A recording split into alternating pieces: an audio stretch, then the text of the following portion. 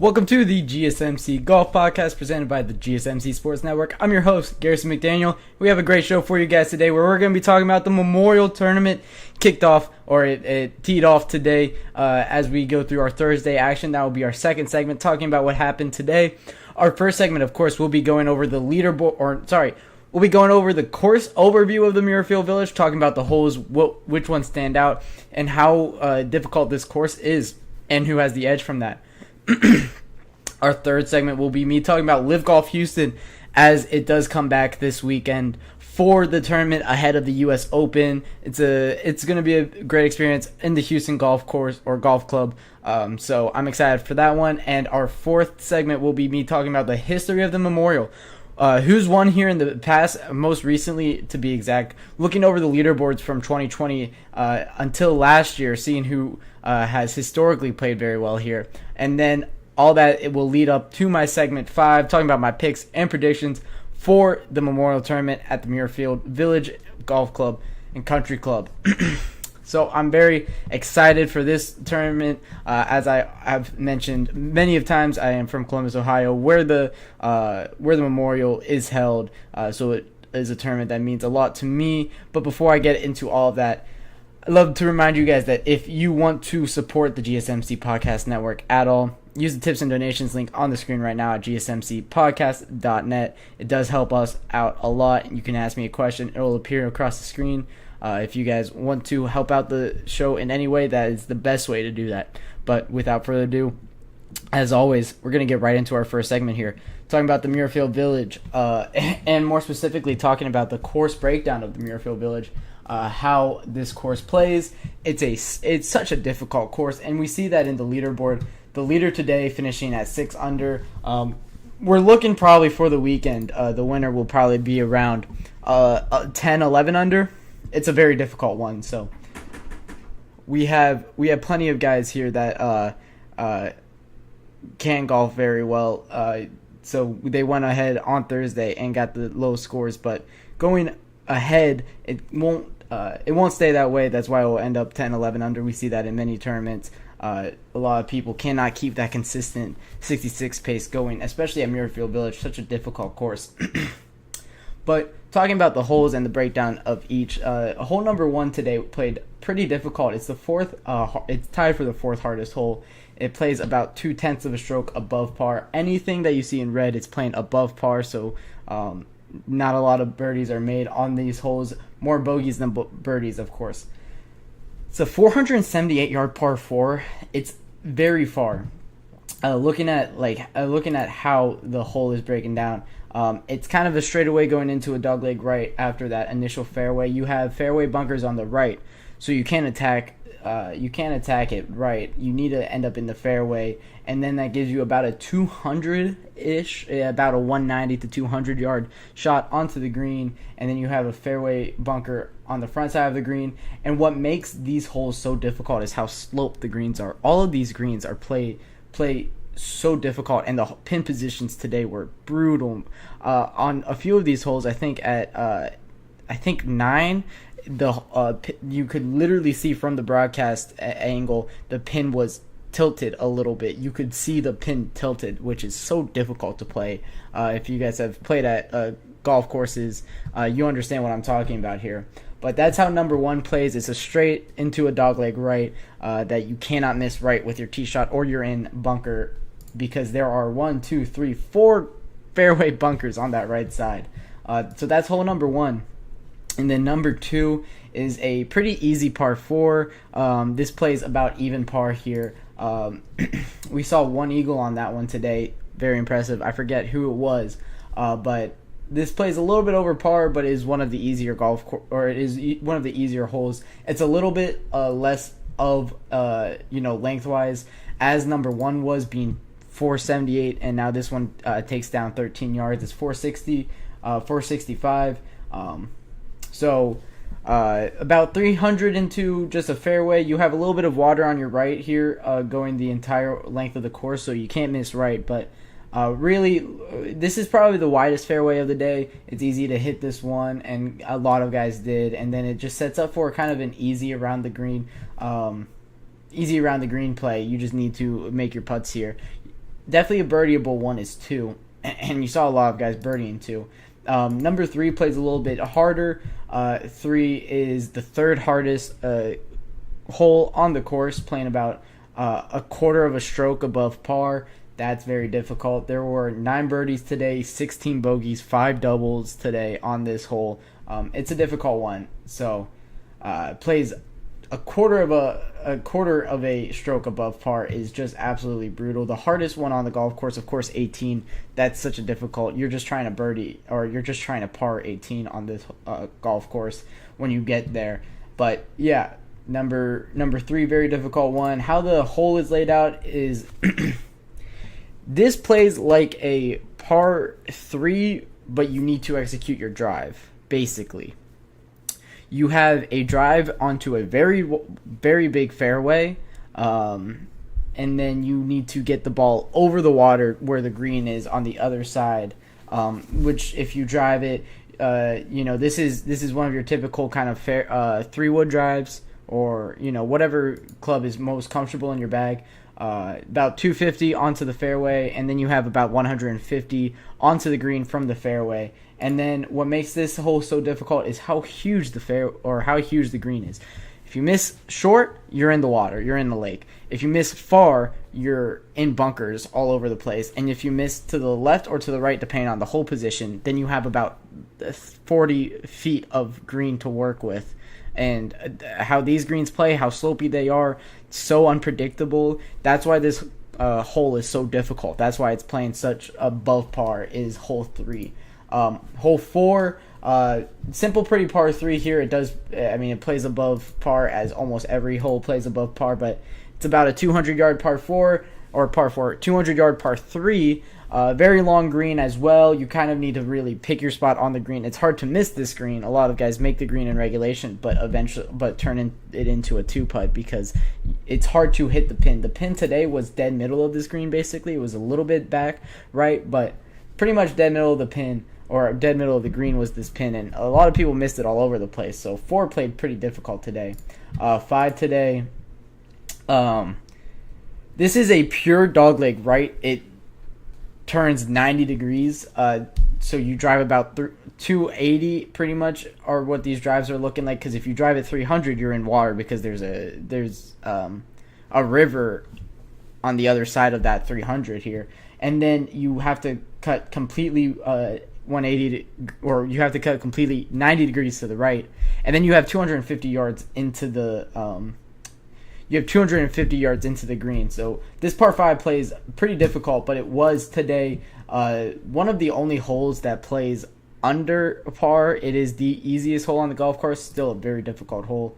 A lot of guys were able to make their birdies as their second shots. Were pretty great today. I saw a lot of great second shots on 5 today, but 3 bunkers on the green, 3 greenside bunkers, and then the water makes this a little bit difficult. That's kind of the theme with Muirfield Village. Greenside bunkers, water. You can't miss the green anywhere. It's not safe. There's so little rough and so much hazards on this golf course. Number 6. Speaking of water, this is the dead middle ranked hole on the golf course. It's a par 4, 456 that has water right in front of you when you're teeing off, and then you have water right before you get to the green. So a lot of people electing to kind of lay up here and go to the lip instead of take it to the green, because it's about, once you hit your drive, it's about 170 to the green, but it's a very narrow green when you get up there. I think there's about 10 feet lengthwise of the green, so a lot of people are electing to take a little bit of a layup on 6. It's a very difficult hole as well. This golf course is brutal. 7 is an easier par 5, just kind of a typical dogleg left par 5 with bunkers all over it. Won't talk about that one too much. 8 is a very difficult par 3. 8 looks ridiculous when you look at it on paper. There is a bunker all the way around the green, basically. It pretty much encapsulates the entire green. So 211 yard par 3, the 7th hardest hole on the golf course. A lot of bunkers. So if you miss pretty much anywhere, you're in a bunker going onto this very long and very narrow green here too. So depending on where the pin position is, it's going to be one of the harder holes on the course today. or one of the hardest holes on the course this weekend. Number 9 is one of the easier holes. It's a layup. It's a drive about 270 yards. You're gonna look for your 3-wood in this drive to lay up, and then you're gonna take whatever your pretty 140 iron, so probably a 9 iron for most of these guys, onto the green, and then you're just trying to fly it pretty much to the back part of this green because there's water on the front part, of course. The river that runs through Muirfield Village is absolutely brutal, and all these holes deal with it. 10, you have water right when you tee off, goes into fairway bunkers, and then greenside bunkers all over 10. It's tied for the 4th hardest hole on the golf course. It's playing above par. I mean, this golf course is so difficult. 11, it's near 600-yard par 5 with a fairway bunker on the right side, pretty much 300 yards that a lot of people, including Adam Hadwin, who was your leader on the day, found themselves in. This is probably one of your best birdie attempts. 7 and 11 are 2 of your best birdie opportunities on this golf course, but the problem with 11 is the fairway is so narrow on both parts, so it's a divided fairway that gets divided by, you guess it, a river that runs in the middle of it, so it makes it a lot harder than it looks on paper. 12 is the signature hole of this golf course. That and 18, of course. 18 looks over the clubhouse with the clock tower right in the background. It's beautiful. A lot of memorable moments on that green right on 18. But 12 is one of the other memorable places. It's a lake going into a green. It's par 3 that we see on so many holes. But what makes this so special is it is really difficult. This is the 2nd hardest hole on the golf course. It's just a simple par 3, 170-yard par 3. What makes this difficult? This green is brutal. This green is I mean, it slopes every which way. And we saw even today that, I mean, the pros are so concerned on the green and making their shot going into the green that they end up in the water. We saw it on Rory McIlroy during his back 9. He ended up in the water here, got a double bogey on 12 today. And that's kind of what happens when you're so worried about where you're going to get onto the green. Sometimes you just fly it short, and if you fly it short on this hole, you're going to end up in a guaranteed bogey pretty much. So a very hard hole today. This hole played about a little bit over a quarter of a stroke over par. Not a lot of birdies was the other problem. Only 6 birdies today on this hole. Very, very difficult one. And then 13, 14, and 15 is the easiest 3-hole stretch on the golf course. All of these playing at or below par. Pretty easy holes. You're just on 14. You could attack the river, and if you get a great hold of a drive, you can end up on this back part of the fairway close to the green, or you could even end up on the green if you're downhill, downwind. On 14, so that makes that hole pretty fun. 15, a simple par 5 that a lot of people look to capitalize on. 15, 11, 7 are great holes to capitalize on. 1 and 2 are also pretty great holes to capitalize on for these guys that are looking to maybe make a run on a Friday or Saturday. So and then you're getting into 16, a par 3, as 16s are usually par 3s. This is the 11th hardest hole on the golf course. You got water on your left, you just can't miss left because there's a lake right there. 17, pretty straight away, par 4, about 500 yards. You just need to hit far drives. Adam Hadwin today hit a 320-yard drive on this hole. This is one of the holes that you really could just crank it and let the ball fly. And then 18, you end up with a dogleg right on this par 4. It is the hardest hole on the golf course, as I mentioned. Plays about half a stroke over par. What makes this hole so difficult? First off, there's cart paths everywhere. There's so many hazards. There's fairway bunkers all over the place. The green is brutal on 18. It's so slopey, and this was one of the holes that I saw the pin like on an angle. And then there's water on the left. So if you miss your drive to the left, that could get dangerous. So this golf course is brutal. All of these, I mean, it's just a gauntlet. It plays like a major course. We talk about it every year. So from Muirfield Village, that's the course breakdown. I'm very excited to get into how these holes play. We're going to take our first break of the night, and when I get back, we'll break down the leaderboard from the Thursday's action at Muirfield.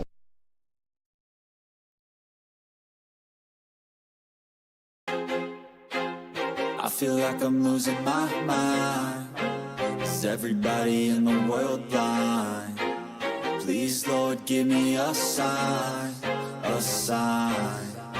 I feel like I'm losing my mind.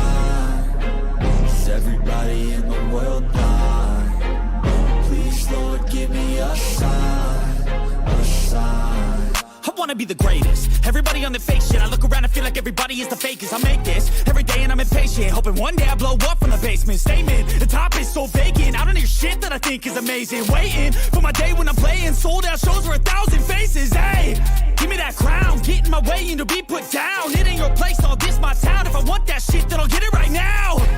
I'm losing it, the noose it fits, some losing shit, a stupid myth. You choose to live or choose to dip, you choose to fight or lose your grip and lose a gift. I feel like I'm losing my mind. Is everybody in the world blind? Please, Lord, give me a sign, a sign.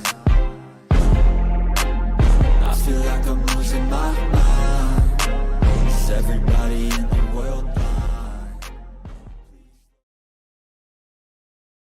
Welcome back to the GSMC Golf Podcast presented by the GSMC Sports Network. We're getting right into our second segment of the night. We are talking about Thursday's leaderboard at the Memorial.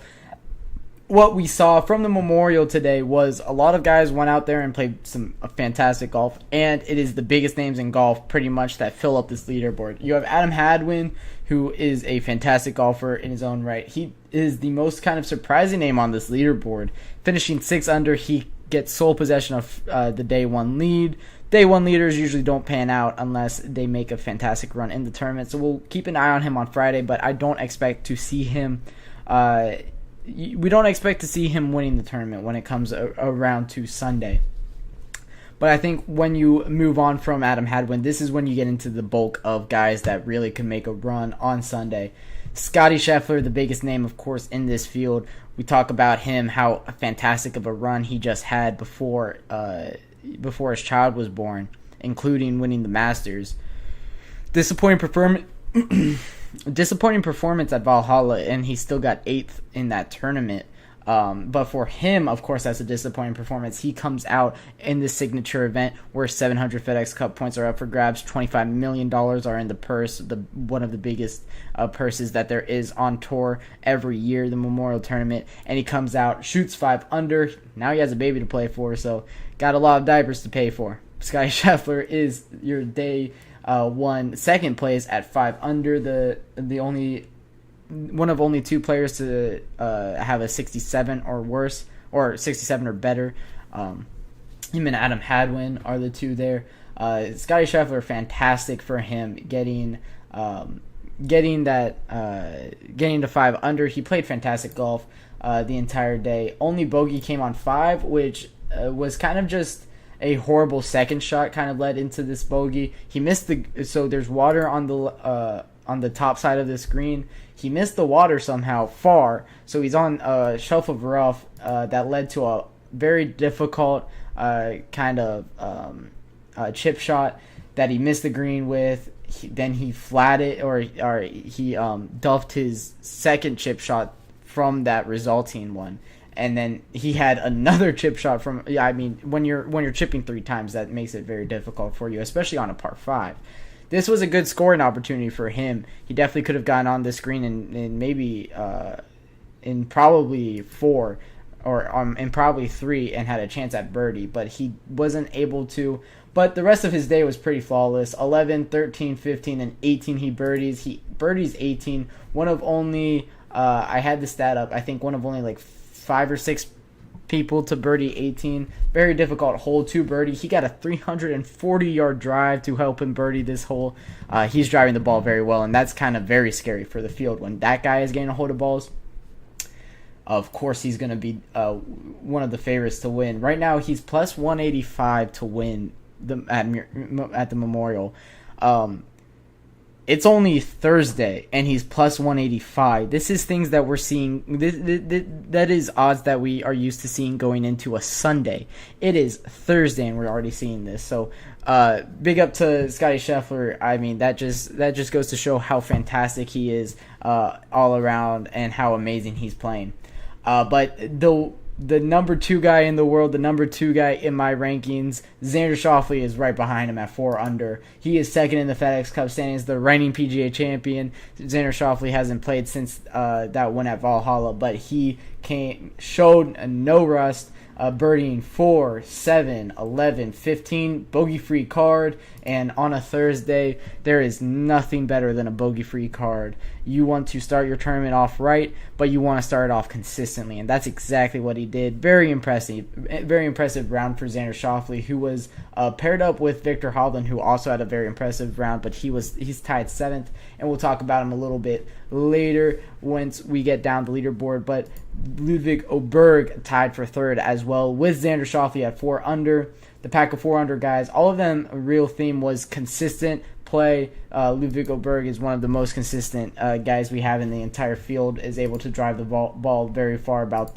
330, and hits a lot of his tee shots onto the fairway. A fantastic fairway in regulation player is Ludwig Oberg, and he really capitalizes. He birdies 1, 5, 13, 14, and 15, and only gets a bogey on 12, which, can you blame him for a bogey on 12, the second hardest hole on the golf course? Very difficult one. He ends up in a greenside bunker on that, and that is why he gets into the trouble that he did on 12. Moving on, you have Corey Connors, who is also up here, tied for 3rd. This guy had a very impressive Sunday at the RBC Canadian Open, ended up finishing as the top Canadian in that tournament, in the RBC Canadian Open, so impressive for him. He only gets a bogey on 18. Can you blame him for the bogey on 18? We talked about how difficult that hole is. It is the most difficult hole on the course. Corey Connors, of course, was 5 under going into that 18th hole. Unfortunately, isn't able to join Scotty Scheffler at the end of the day in the clubhouse at 2nd, but does very well to get to 3rd. Only 1 bogey on the day. Colin Morikawa is your last of the 4 unders group. He played fantastic, opening his day on number 2 with an hole-out eagle from the fairway. He drives the ball 330 yards, and then it's 133 into the pin, and he gets it exactly perfect. Gets it right on the pin and holds out for a 2 on that par 4. Then he birdies a par 5, birdies the par 4 9, birdies 12, which is very impressive, and then a bogey on 18 makes it a little bit worse than what it should be. The problem with Muirfield Village is that bogey on 18 that leaves a sour taste in your mouth a little bit going into Friday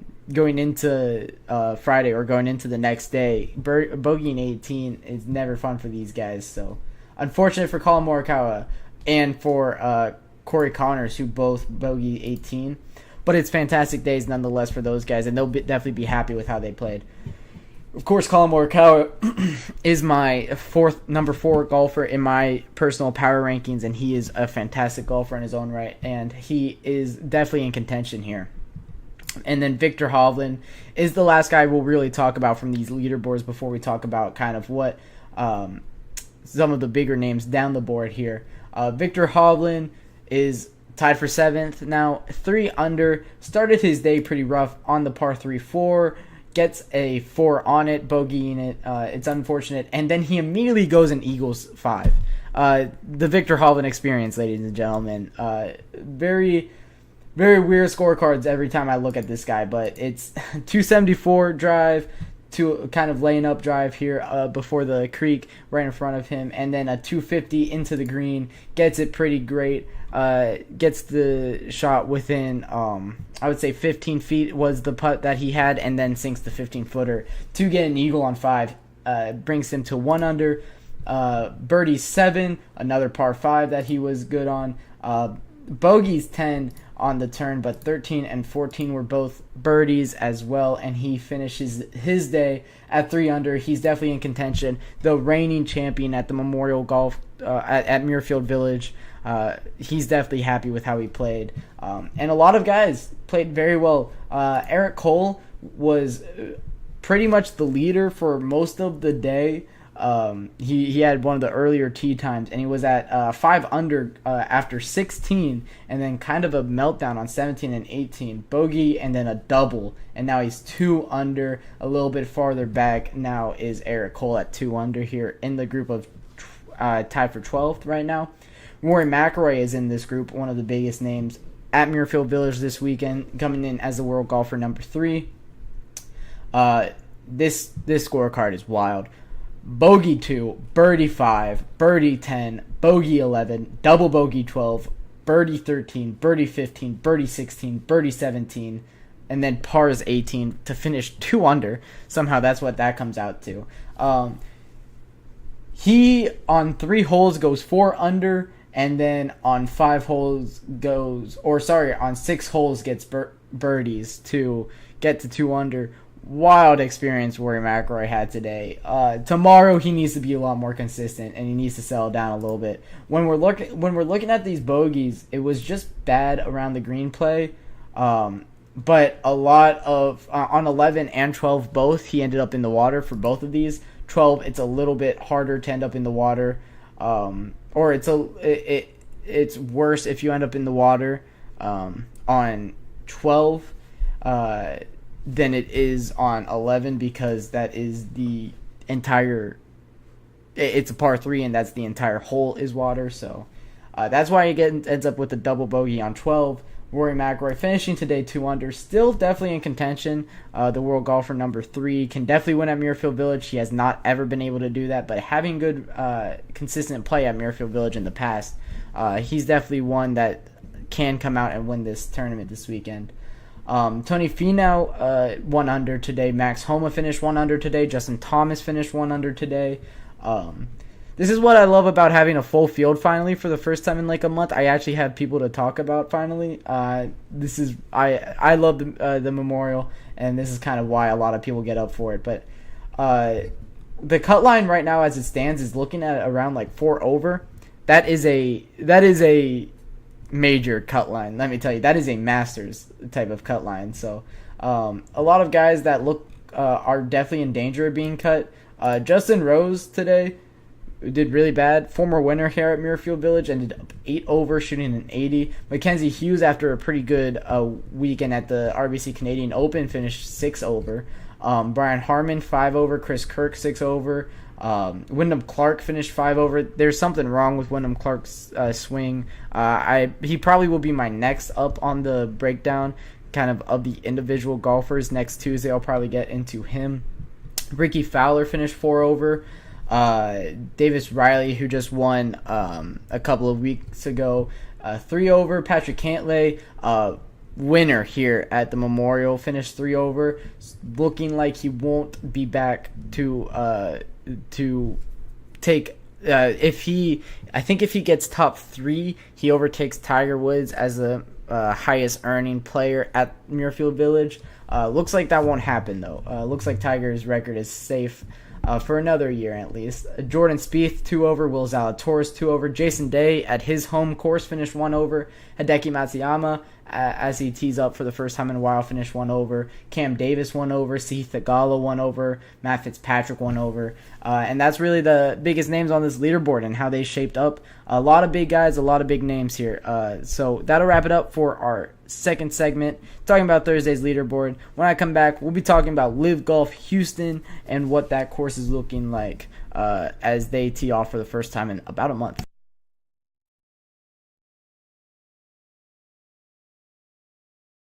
Looking for your daily fix of sports talk without having to pay for it?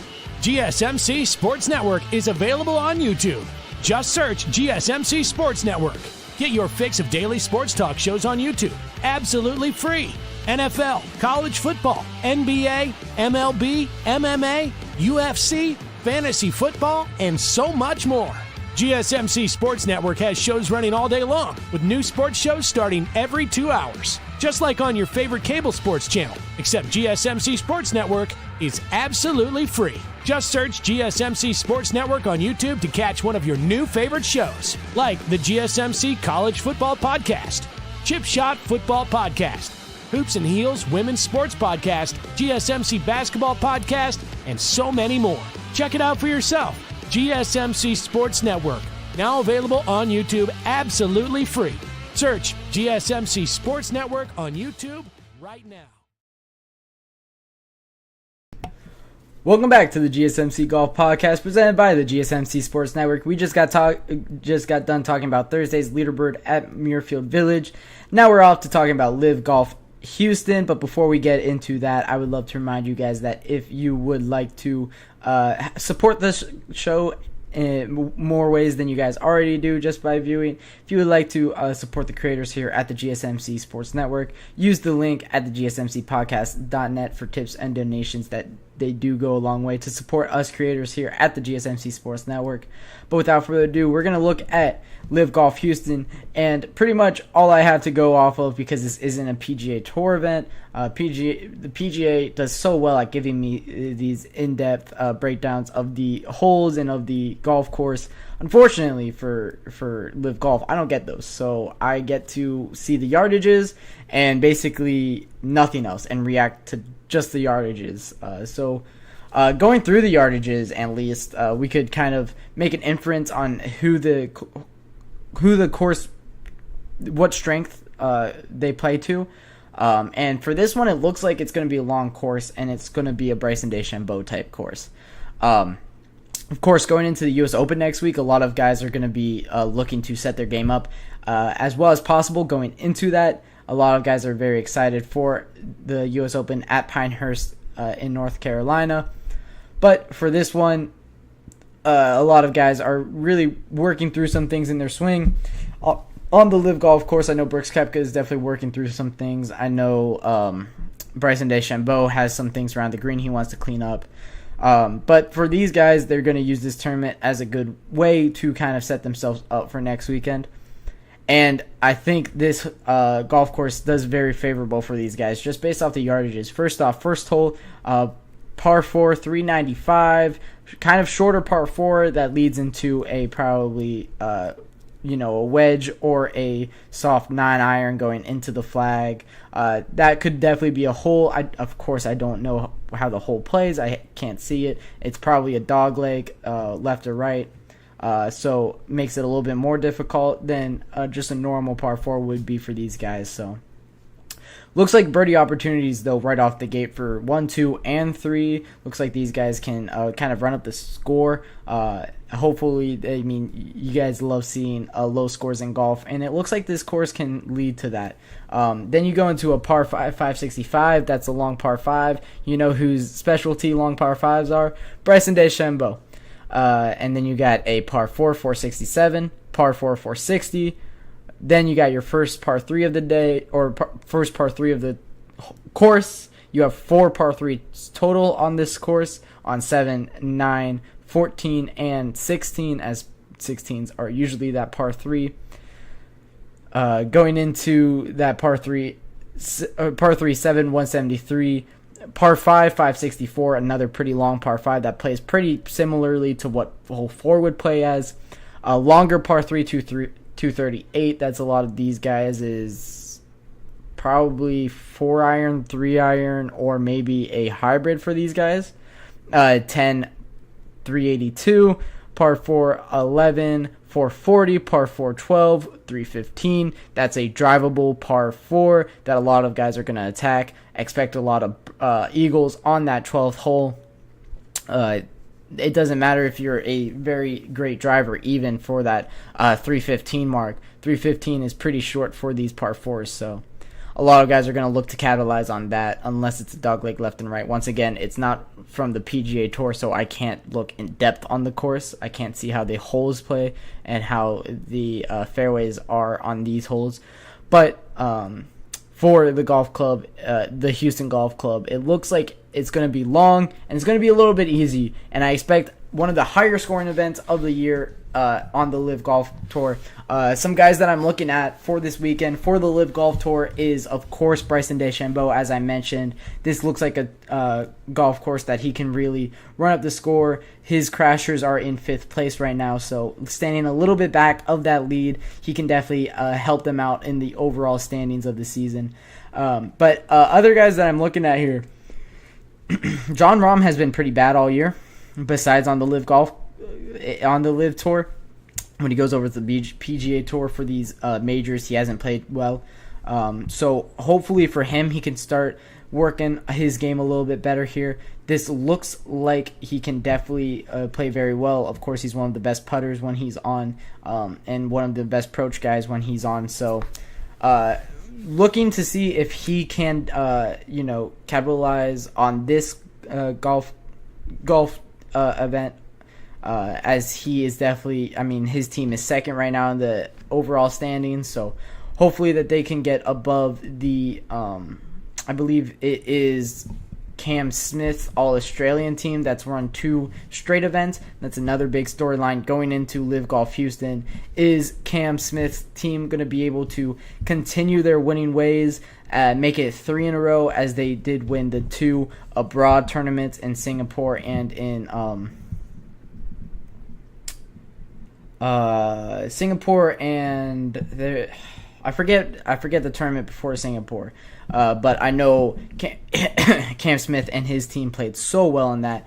And then, of course, Louis Bezuidenhout is another guy that I'm going to definitely, or Christian Bezuidenhout, sorry, I mixed up Louis Oosthuizen and Christian Bezuidenhout. Both of them are South African. One plays on the PGA Tour, one plays on the Live Tour. But Christian Bezuidenhout, he's playing fantastic golf.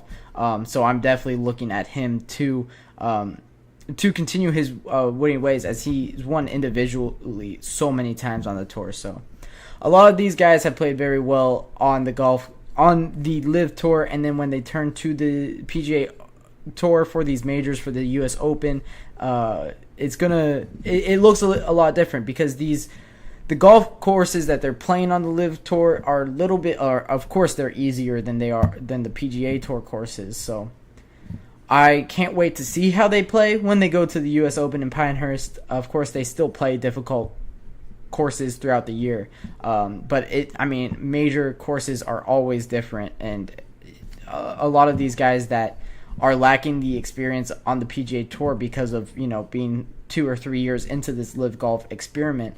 Now you're looking at they might be a little bit rusty when it comes to these more difficult courses.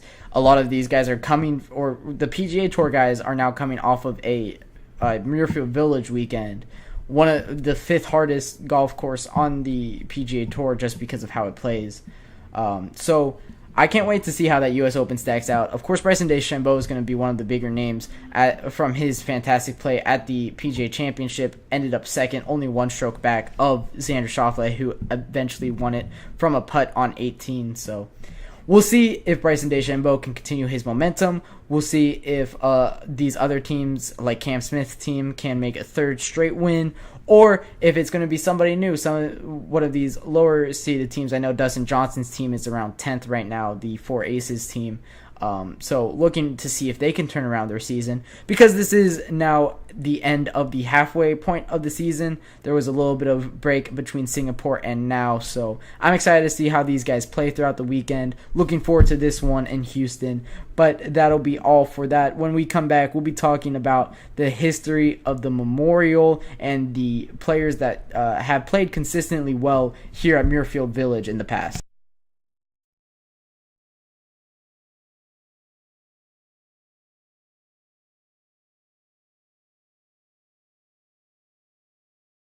For the best and latest podcasts available anywhere, go to the podcast app on your cell phone and type in GSMC to access free content-rich podcasts on health and wellness, book reviews, sports, entertainment, relationships, social media, movies, technology, finance, and even weird news. Subscribe and download the GSMC Podcast Network's family of shows, available everywhere podcasts are found.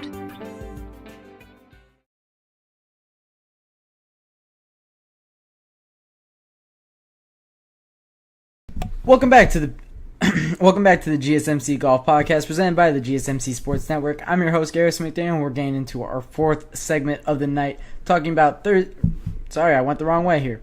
Talking about the history of the Memorial and who has played well here in the past. Just looking at the winners here of this millennium, basically. From 2023 onward, you have Victor Hovland, won it last year. Billy Horschel won it a couple years ago. Patrick Cantlay with his second here at Muirfield Village, won it in 2021. John Rahm in 2020 in the COVID year, won it. Patrick Cantlay in 19. Bryson DeChambeau is a winner here in 2018 with his fantastic when he was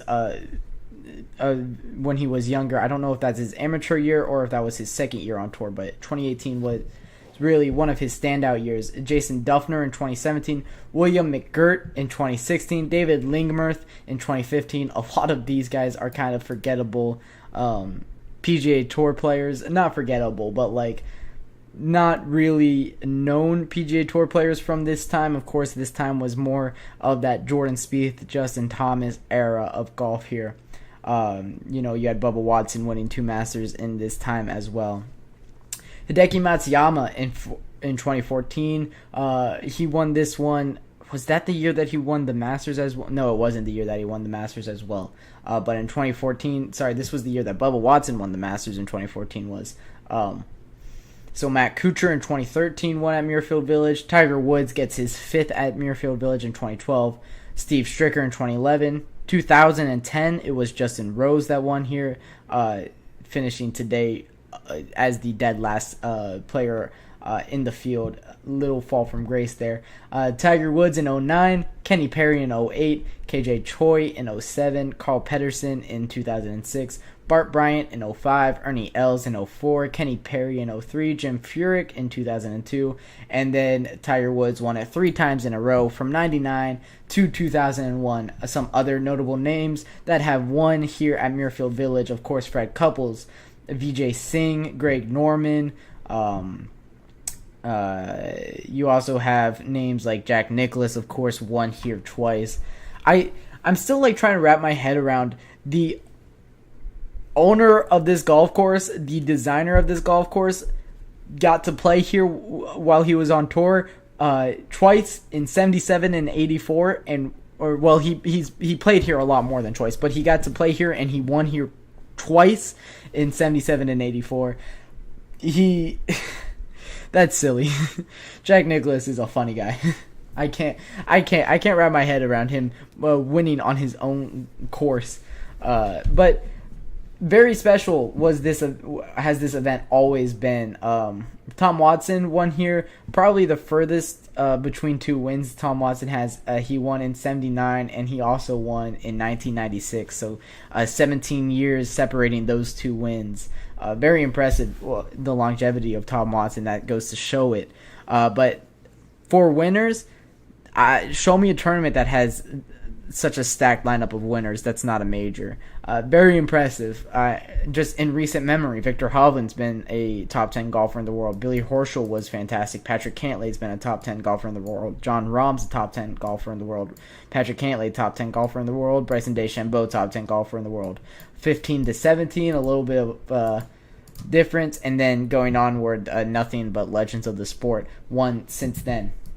In 2023, the biggest names on the leaderboard, you have Victor Hovland, of course, winning it. He had a final score of, 7 under yet last year? 71, 71, 69, and 70. That is, or 6 under was what he finished last year. That is hilarious to me. So we'll see what the winner is right now. We're already at Adam Hadwin at last year's, 7 under was Victor Hovland. Can't do math on the fly apparently. But we'll see what the winner finishes at this year. Adam Hadwin's already at 6 under. Scotty Scheffler, after a very bad day 1 and day 2, 74, 73, finished the weekend 1 stroke back of Victor Hovland, who won in a playoff last year. With Denny McCarthy was the other guy in that playoff. Siwoo Kim played well last year. Andrew Putnam and Jordan Spieth finished up the top 5 at Muirfield Village. Notable names in the top 10, Rory McIlroy, Ricky Fowler were both in the top 10 last year. The year before that, in 2022, it was Billy Horschel that won. Patrick Cantlay came in 3rd this year, always doing so well on this golf course. Joaquin Niemann finished tied with Patrick Cantlay in 3rd. Max Homa in 5th. Will Zalatoris in 5th. Sahith Theegala in 5th. You also have John Rahm and Sungjae Im that make up the top 10 as well. So notable names in 2022. That was a very fun tournament, but Billy Herschel won by 4 strokes that year. Finished 7, 2, 9, 4, 13, even 13 under. I can do math on the fly. Patrick Cantlay also finished 13 under in 2021. This was a memorable tournament as it was Patrick Cantlay and Colin Morikawa in that playoff in 2021 for Patrick Cantlay's second.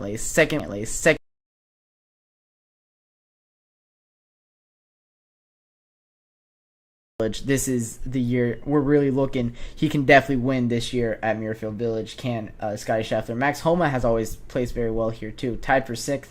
Ricky Fowler and Xander Schauffele make up tied for 11th this year as well. So very, very impressive. 2021, I remember this tournament because John Rahm was out to the heavy lead. He was 6 strokes ahead of Morikawa and Cantlay, who were tied going into Sunday at 12 under, but John Rahm had to withdraw. I believe he had to withdraw because of COVID, if I'm not mistaken, after a fantastic day 2 and day 3 at Muirfield Village. So John Rahm definitely could be a 2-time winner here, but he does win in 2020 though to make up for it. He finished in 2020. What is that? 19 under. John Rahm loves this golf course. Unfortunate. Or not 20, 9 under. That's what it was. It was 9 under. I know how to do math. I'm really making a fool of myself in this segment. But yes, John Rahm played very well. Disappointing round 4. Shot a 75 on round 4, but he was so far ahead in 2020 that it didn't matter. He finished his first. He could have went back-to-back, but had to withdraw in 2021. So in the last 4 years, those are how the leaderboards has stacked up. Notable names that we really saw consistently in the last few years. It has been Patrick Cantlay and John Rahm have both loved this course. Unfortunately, John Rahm is not able to play because he's over in Houston right now playing on the Live Golf Tour. But Scotty Scheffler is a name that's always up there. Xander Schauffele, we saw his name a lot. Ricky Fowler, we saw his name a lot. So looking at those guys when it comes down to this weekend to take this one home when it comes down to Sunday. But that will take me into my 4th and final break of the night. When I come back, I will be giving you my picks and predictions when it comes to the Memorial Tournament at Muirfield Village.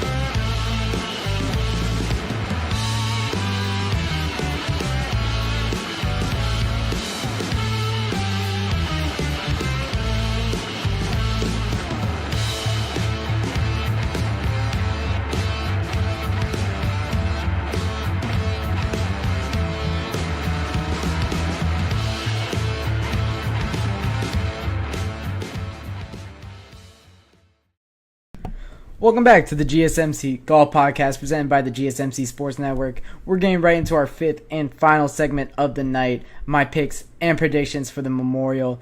And we're going to start this conversation off as it has to start off by talking about Scotty Scheffler. Right now, plus 190, and the question is he a good bet? Yeah, maybe. When we go through the leaderboard and when we're talking about how guys have stacked up over the last few years, Scotty Scheffler's name came up time after time. So when you're talking about Scotty Scheffler, he's consistent here. And the other guys that have been consistent at Muirfield Village, Patrick Cantlay, John Rahm, they're either not in this tournament or currently 4 over or 3 over for Patrick Cantlay. So Scotty Scheffler looks like the most primed. Victor Hovland, of course, winning last year, has something to say about it. Right now, his odds are at plus 1,200. That might be the best bet that I'm looking at right now. Him or maybe Collin Morikawa. The worst bet that I think I can see right now is Rory McIlroy plus 1,100. I think he's too far off. He had too of an inconsistent day on Thursday. What we want to see from Rory McIlroy is consistently making those birdies on the far holes or on the long par 5s and long par 4s. And then toning it back on the par 3s and short, or toning it back on the harder holes and just getting through it at par. But today what we saw was a lot of bogeys and even a double bogey for Rory McIlroy that I would be a little bit scared to watch. And that's what I've seen from him a lot lately, is a lot more inconsistent in his play. And until he gets that more consistent play in that and in those irons and on that driving accuracy in specifically, until he gets more of that consistency in those aspects of his game, I think I'm avoiding him at all costs when it comes down to bets. Plus 1,100 also is very steep. That being steeper than a Xander, or plus 1,100 being steeper than a Ludwig Oberg, who looks very good, a Victor Hovland, who always, of course, looks very good. Even Billy Horschel, who's won here, is at a plus 4,000, and right now Billy Horschel is, I think he's up there. Yeah, he's tied 7th right now. So for a former winner here only 2 years ago to be tied for 7th with a other former winner in Victor Hovland, and both of those guys being below Rory McIlroy in the betting odds, I think that is cause for a little bit of cause for speculation on these odds, but I do not think that Rory McIlroy really has a chance at winning this one. Now, he also is minus money for a top 10, and that's another one that I would be avoiding. Adam Hadwin, who came into the day one leader, is getting disrespected by these sports books at plus 2,200. That is rough. He is 1, 2, 3, 4, 5, 6, 7, 8. He's 9th in odds. So for a guy that shot 6 under on the day to be at 9th in the odds, unfortunate for him. But I mean, it makes sense. There's a lot of guys down his back, a lot of the bigger names right behind him that make up the rest of the leaderboard that have a in all realistic senses have a better shot and better opportunity at winning this weekend at Muirfield Village. So Billy Horschel plus 4,000 is crazy. That I feel like that might be a good bet for a top 5. He's plus 550 for a top 5. Maybe a Justin Thomas. He's plus all across the board. He's plus 4,500 for a win, plus money for a top 5, and a top 10 plus 210. So for Justin Thomas, he looked good in a lot of his swings. He just couldn't consistently get it. For his day, he finishes, of course, as I said, 1 under, I believe was where he finished today. Looking at the scoreboard right now, as I did have him, there it is, 1 under. Birdie 3, bogey 6, birdie 8, bogey 10 and 11, and then birdie 13 and 15. I guess not too consistent of play. I thought it was a lot better than that. He needs to clean up those par 5s a lot more. As I mentioned, par 5s are big indicators on this golf course for winners. So for Justin Thomas, he definitely can, and he looks good. So that might be good. A little bit down the board here, the guys that maybe might have a chance at making a comeback. Patrick Cantlay, of course, we talk about him. Might be worth throwing in maybe like $2 on a plus 30,000 to win. Why not? I mean, a lot of these former winners had a bad day somewhere along their lines of the 4 days, so why can't Patrick Cantlay turn around after a poor day 1 finish around 2 under? And I think anybody can win this golf course from 3 over right now up until the leader, because as I mentioned, this is a very difficult golf course, but you can get a streak of holes together and get some momentum in your back, and then you finish 64, 65, that's not too foreign on this golf course, finishing 8 or 7 under for a day. So for these guys that are so far back, they're definitely not out of this. I mean, the cut line is going to be around 3 over, so they just need to turn around for a Friday and make a run at this. But when you're looking at the leaders, and I'll give you some of my best picks, and then I'll give you my predictions here to wrap things up.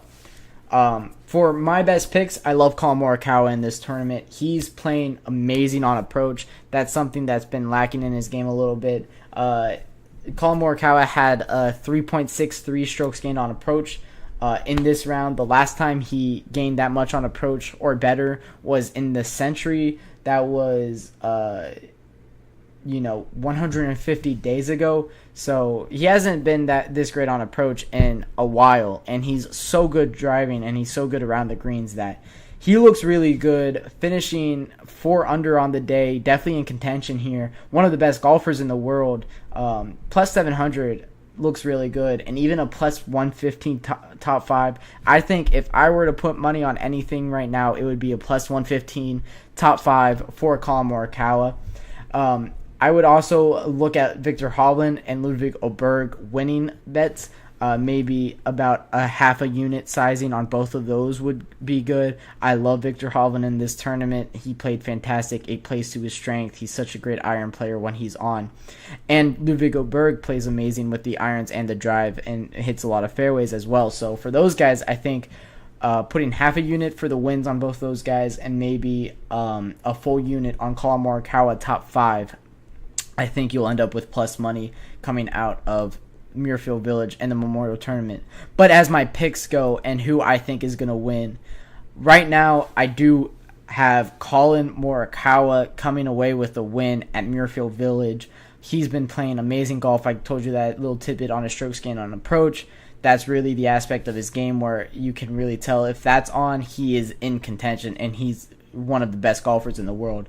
And it is on right now, so it looks really good for Collin Morikawa. Of course, you have to talk about Scottie Scheffler. There's just never a round that he, falters. Like, he is so good. He's so consistently good as well. Finishing today with a 5 under, finishing solely in second, one back of Adam Hadwin, who you expect to fall off a little bit. Very impressive just all around for Scottie Scheffler. Of course, it's always going to be very impressive for Scottie Scheffler. He is the best golfer in the world, and whenever he's in contention, that's why you see lines like this. Plus 190 for him to win is ridiculous. Don't put money on a plus 190 winner. That is Tiger Woods type of treatment. So Scottie Scheffler, of course, is one of my picks for the top 5. I would fill out the rest of my top 5 with a Ludwig Oberg, a Victor Hovland, and then I would probably also say Xander Schauffele. I think this tournament, the big boys came out to play. You see it in the leaderboard today with Scottie Scheffler, Xander Schauffele, Ludwig Oberg, Victor Hovland, Rory McIlroy, all of these guys making up the top of the leaderboard here. Very impressive has it been for these guys that, all of the players coming into this tournament that are in the top 10 are playing amazing, except for Wyndham Clark. I think is the only one that you could probably say is not playing great golf right now. But I think there's something wrong with his swing when it comes to talking about Wyndham Clark. So can't really blame him too much. This golf tournament is looking like it's going to shape up to be a fantastic one. I'm so excited to see how this action plays up. Of course, going through my picks again throughout the top 5, I have number 1 going to be Collin Morikawa taking it down at Muirfield Village. Number 2 would probably be a Scottie Scheffler. Ludwig Oberg probably 3rd. Xander Schauffele probably 4th. And Victor Hovland in 5th of this tournament. Let's see how close I am. It's so hard to predict golf tournaments. We'll see how close I am to my predictions when it comes to the end. But these guys look like they're doing good. So that'll wrap it up for the Thursday edition of the GSMC Golf Podcast. Thank you all for tuning into it. All of your support means so much to us. Remember to like or subscribe if you enjoyed the show. And if you did enjoy the show, you could also follow us on TikTok, Twitter, Instagram, Facebook, or TikTok. All of your guys' support means so much to us. So thank you once again and have a fantastic evening.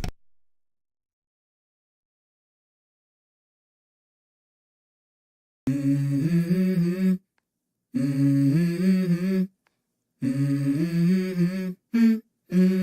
go. I wake up to a little bit of drool on my pillow, feel like it's gonna be a bad day. Yeah, I'm tired.